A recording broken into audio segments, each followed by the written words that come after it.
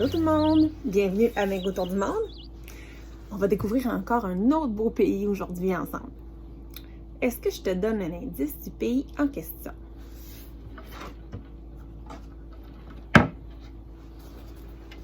Est-ce que tu reconnais ce drapeau? Non? Ce drapeau, c'est le drapeau du Vietnam. Où est-ce que c'est le Vietnam? Attends, je vais te montrer. Le Vietnam, c'est en Asie. C'est ici, le pays qu'on voit juste là. Un très beau pays à découvrir, le Vietnam. Son fameux drapeau, composé d'une grosse masse rouge à l'arrière et d'une étoile à 5 pointes de couleur jaune. Quelle langue on parle au Vietnam? Le vietnamien. Donc, c'est assez facile à deviner quand on le sait. Donc, c'est un des seuls pays d'Asie, en fait, le seul pays d'Asie qui a un alphabet qui est similaire au nôtre. Il y a plus de lettres que nous, mais c'est l'alphabet qu'on connaît. Donc, ce n'est pas comme d'autres pays d'Asie où c'est beaucoup par des dessins, comme si on pense à la langue chinoise. Au Japon, qu'on a déjà eu une capsule sur ce pays. Donc, un peu plus proche de nous, la langue vietnamienne, que les autres langues de l'Asie. Combien d'habitants au Vietnam? 98 millions. C'est beaucoup de gens. Il y a beaucoup de gens qui habitent au Vietnam. C'est un des pays les plus peuplés au monde. Et c'est un très vieux pays, le Vietnam. En fait, ça a été fondé il y a environ 4000 ans, les premiers signes d'une civilisation au Vietnam. C'est une des plus vieilles civilisations au monde. Donc, on voit ici de vieilles illustrations qui datent d'une certaine époque et qui représentent la vie au Vietnam il y a de cela quelques milliers d'années. Comme c'est un vieux pays, il a traversé différents drapeaux, ce pays. Regarde, toujours les mêmes couleurs, mais on voit qu'il y a eu une évolution dans ces drapeaux pour terminer avec le drapeau officiel qu'on connaît aujourd'hui. À une certaine époque, il y avait même un petit drapeau d'un autre pays à l'intérieur. Est-ce que tu connais le petit drapeau qu'on voit ici? C'est le drapeau de la France, parce que la France a déjà été très impliquée dans l'histoire du Vietnam. Le Vietnam, il a une forme en S. Tu vois, c'est ce qui est en jaune sur la carte ici. Donc, une forme de S. En long, tout en longueur. Donc, il a 3260 km de long, le Vietnam. C'est un long pays tout sur le long. Il est à son plus large à son extrême nord et sud et à son plus étroit à peu près au centre où parfois il n'y a que 50 km entre les deux frontières du pays, entre la côte qui touche à l'océan et le pays voisin, qui est beaucoup le Laos qu'on connaît, qu'on a regardé dans une autre capsule. Donc, il y a 2 saisons au Vietnam, la saison sèche et la saison humide. Et il vit un phénomène météo qu'on ne connaît pas nécessairement ici au Canada, qui est très spécifique de certaines régions du monde, dont le Vietnam en Asie. Donc, c'est le phénomène de la mousson. Qu'est-ce que ça fait, la mousson? Tu connais ça? Attends, je vais te montrer. La mousson, c'est en fait qu'au Vietnam, il y a 6 mois de l'année en saison sèche, 6 mois de l'année en saison humide, et c'est influencé par les courants d'air, en fait, le vent, la direction des vents. Pendant une période de l'année, lorsque la mer est froide, il y a un courant d'air froid qui vient de la mer et qui pousse vers les terres, et le courant d'air chaud qui vient des terres vers la mer. Et à l'inverse, lorsque l'eau de la mer devient plus chaude, on se retrouve avec un vent chaud qui vient du large et un vent plus frais qui vient des terres. Donc, ça crée des changements très importants au niveau de la météo lorsque les vents changent de direction pendant la mousson. Quand on est dans la saison humide, on vit parfois des choses comme ça au Vietnam, en fait même assez souvent. Il y a énormément de pluie au Vietnam. Donc, dans la saison là, les plus fortes des pluies, on peut souvent vivre des averses en 24 heures là, qui peuvent avoir un 30 cm de eau. Donc, déjà, c'est une grande quantité d'eau en 24 heures. Mais parfois, il arrive qu'il y en tombe 1 mètre.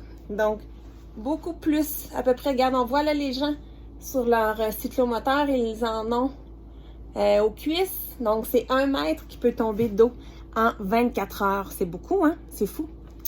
Et en même temps, on voit les cyclomoteurs, qu'on appelle aussi des scooters. Donc, c'est le moyen de transport le plus populaire parmi les Vietnamiens. Donc, il y en a partout au Vietnam.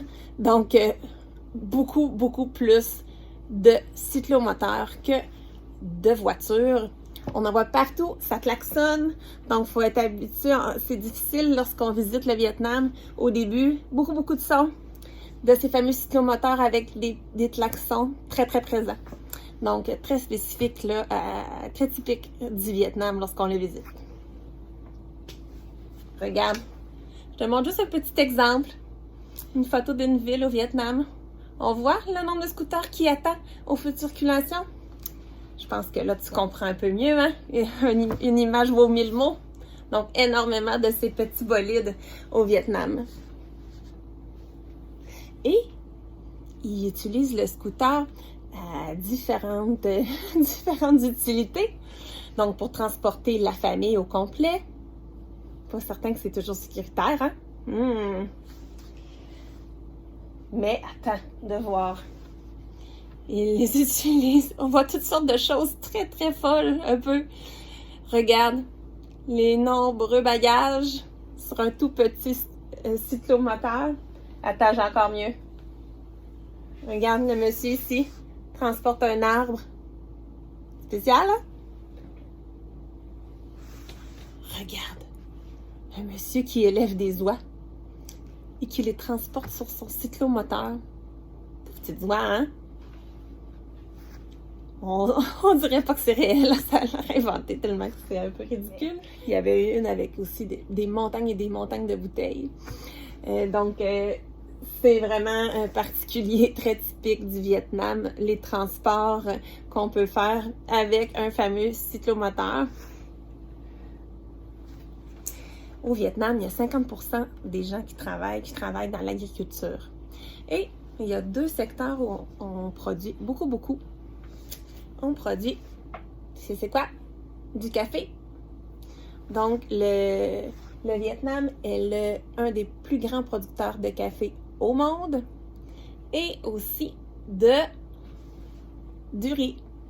Un très grand producteur de riz. En fait, je crois que c'est le 3e exportateur de riz au monde. Beaucoup de culture de riz. Donc, c'est une des raisons pourquoi, quand on va dans les restaurants vietnamiens, on mange beaucoup de repas qui contiennent du riz. Ça fait partie de leur alimentation au quotidien. Un des paysages merveilleux à découvrir lorsqu'on va au Vietnam, c'est les fameuses rizières. Les fameuses rizières à flanc de montagne. Les rizières, c'est où on cultive le riz. Il y a différentes manières de le cultiver, différents paysages aussi qu'on peut utiliser pour la culture du riz. Mais une des choses qu'on voit beaucoup au Vietnam, c'est des rizières en forme de balcon. Donc, c'est fait comme un escalier. Donc, c'est tous des étages où on fait pousser du riz. Et à un moment dans l'année, on inonde chacune des terrasses, donc chacune des marches. Et c'est comme ça qu'on fait germer le riz pour ensuite pouvoir le cultiver. C'est beau, hein? Tellement beau comme paysage. Regarde, je te disais qu'on inonde des terrasses. Regarde, c'est tout. Ça fait un peu comme des piscines en marche. Et là-dedans, on cultive le riz. une chose à visiter quand on va au Vietnam, c'est le sanctuaire de Mison. Pour les gens qui adorent l'archéologie, c'est de très vieux temples shams, en fait des temples issus de la tradition hindouiste. Donc, les premiers temples de ce fameux sanctuaire ont été construits dans les années 300-400. Donc, il y a environ 1500 ans. Donc, c'est très, très, très fascinant. Regarde les belles statues qu'on peut y voir.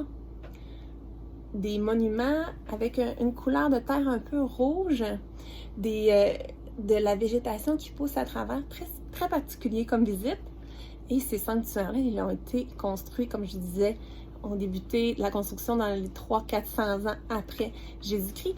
Et pendant environ 10 siècles, la construction de ces fameux temples, donc plusieurs temples à admirer au sanctuaire de Mison.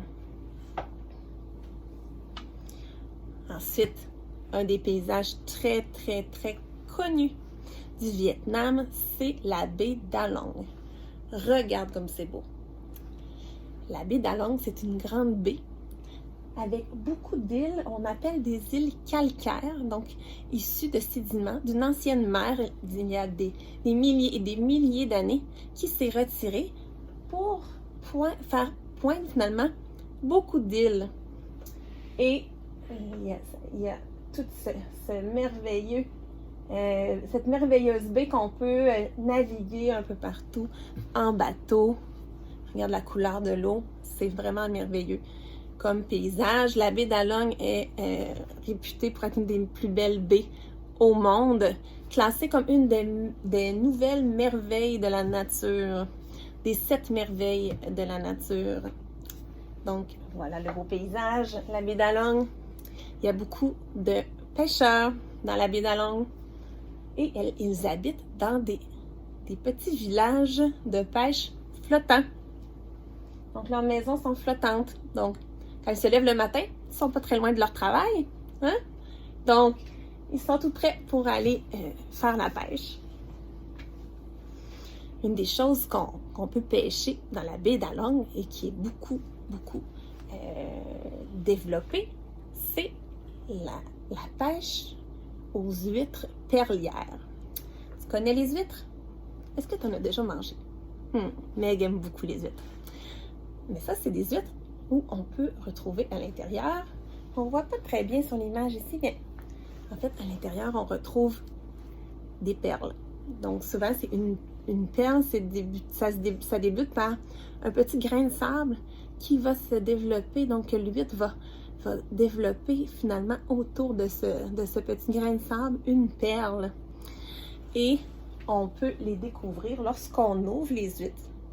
Donc, on peut découvrir de belles perles. Les perles, elles vont servir ensuite à faire des beaux colliers en bijouterie. Très belle valeur pour des fameux colliers de perles, très très beaux. Donc, on en retrouve beaucoup de ces huîtres dans la baie d'Along. Une autre place à visiter, à découvrir, c'est le parc national de Phong Nha Ke Bang. Donc, un petit défi de prononciation. J'espère que je l'ai bien dit.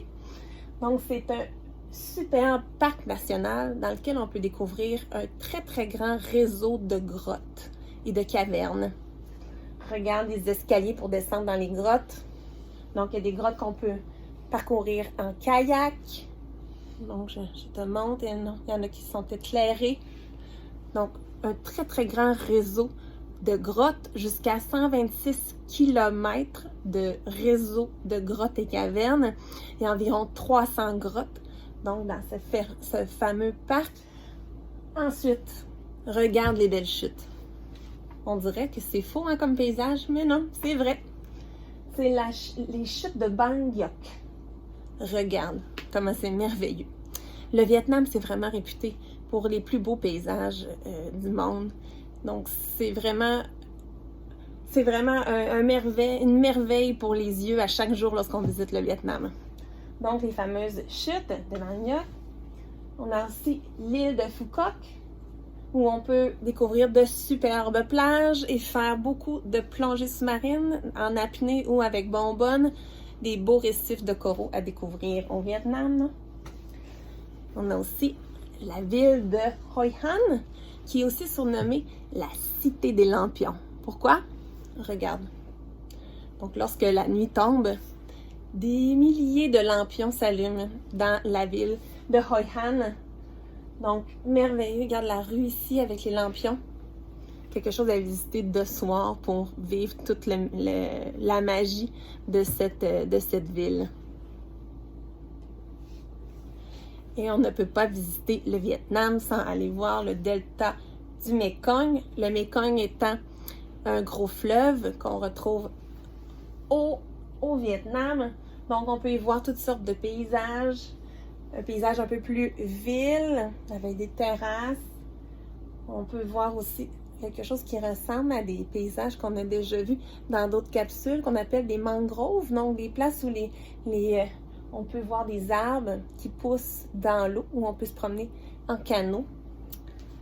Et beaucoup d'autres choses. On peut voir les pêcheurs. Donc, c'est vraiment beaucoup de beaux paysages, encore une fois, à découvrir sur le Mekong. On peut le visiter en canot, en croisière, tout simplement en marchant sur la rive. Il y a un très, très grand réseau de petits affluents au Mekong à visiter. Et c'est terminé pour notre capsule sur le Vietnam. Est-ce que tu as découvert des belles choses? Oui?